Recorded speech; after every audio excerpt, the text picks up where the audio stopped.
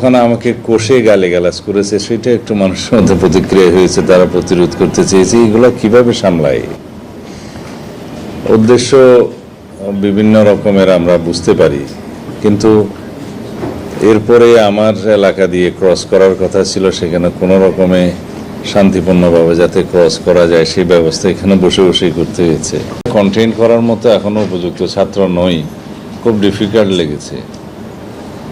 আপনাদের অনেকের বক্তব্য আমি এই জন্যই শেষের দিকে মনোযোগ দিতে পারিনি। আপনারা বোধহয় খেয়াল করছেন আমি কানে মেশিন লাগিয়ে কিছু কিছু শুনছি, কারণ এখন এভরি মোমেন্টে কিছু কিছু ডেভেলপমেন্ট হচ্ছে। কক্সবাজারে একটা অনুষ্ঠান ছিল যে কোনো একটা দলের, তো ওখানে আমাকে কষে গালিগালাজ করেছে, সেটা একটু মানুষের মধ্যে প্রতিক্রিয়া হয়েছে, তারা প্রতিরোধ করতে চেয়েছে। এগুলো কিভাবে সামলাই, উদ্দেশ্য বিভিন্ন রকমের আমরা বুঝতে পারি, কিন্তু এরপরে আমার এলাকা দিয়ে ক্রস করার কথা ছিল, সেখানে কোনো রকমে শান্তিপূর্ণভাবে যাতে ক্রস করা যায় সেই ব্যবস্থা এখানে বসে বসেই করতে হয়েছে। তারপরে এখন ঢাকাতে যে অনুষ্ঠান চলছে সেটা ফলো আপ এবং করা, বলছে কেন আমাদের কেউ যায়নি, তা আমাদের দাওয়াতই দেয়নি, যাবে কিভাবে? আর দাওয়াত দিলেই যে যেতে পারতো এমনও তো না।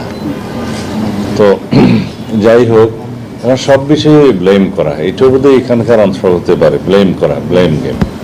সংস্কার কেন হচ্ছে না, বিএনপি দায়ী। আমি প্রতিনিয়ত মিডিয়াতে বলছি, ওখানে বলছি যে সংস্কারের যখন কেউ দন্তের স উচ্চারণ করে নাই, তখন আমরা সংস্কারের প্রস্তাবনা দিয়েছি আরো 2 বছর আগে। এই সরকার দায়িত্ব নেই আরো 1 বছরের বেশি সময় আগে আমরা 31 দফা দিয়েছি, তার 1 বছর আগে আমরা 27 দফা দিয়েছি, তারও প্রায় 6-7 বছর আগে 2016 সালে ভিশন 2030 দিয়েছি। এখন সবগুলো কম্পাইল করে ওই 31 দফাটা লেখার দায়িত্ব আমার ছিল। আমি যে বাইরে একদম বেকার ছিলাম তা ভাবার কোনো কারণ নেই। তো ওই কাগজগুলো যখন ছিল, তার মধ্যে আমরা সবাইকে অ্যাকোমোডেট করেছি। আমরা গণতন্ত্র মঞ্চের 35 দফা সামনে নিয়েছি, আমাদের আগের কাগজগুলো সামনে নিয়েছি।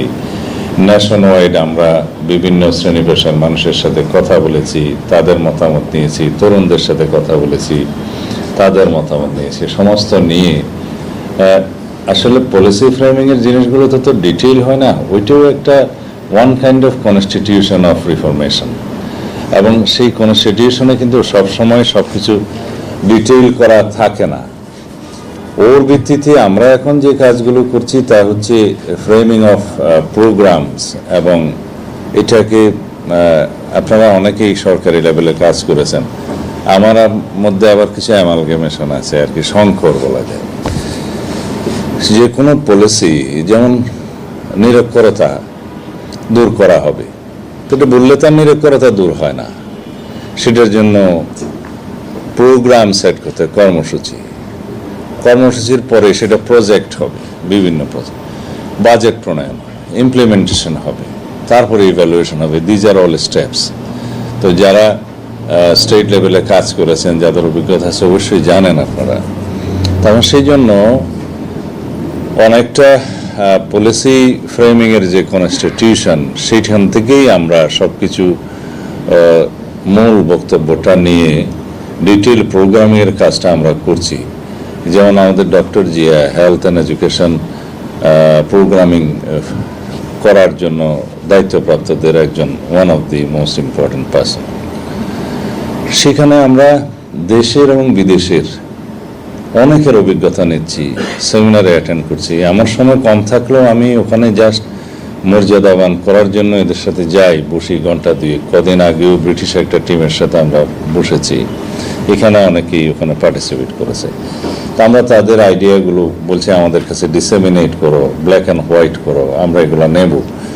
নিয়ে সেই প্রোগ্রামগুলো আমরা ফ্রেম করে তারপরে সেই প্রোগ্রামের ভিত্তিতে প্রজেক্ট হবে। যদি প্রজেক্ট গভর্নমেন্টে আসা যায়, সেই জন্য ফাইন্যান্সিং লাগবে, আমাদের ইকোনমি কী এফোর্ড করতে পারে সেটার উপর ভিত্তি করে আমাদের সেই প্রোগ্রামিংগুলো করবে।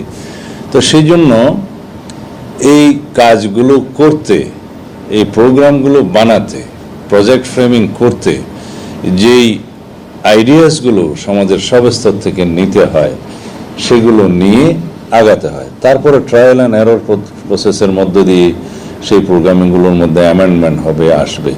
এইভাবে ন্যাশন বিল্ডিং অ্যাক্টিভিটিসগুলো পরিচালিত করতে হয়। আমি কোথা থেকে শুরু করলাম জানি না, তো যেহেতু স্বর্গ মানে গেলেও ডেকি বাঁধে ওই হিসাবে বললাম আর কি।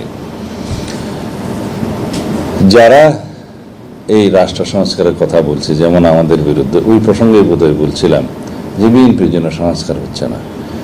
সংস্কার, reformation, these are very near to our heart of BNP, এবং এইটা দিয়ে আমরা এগোতে চাই।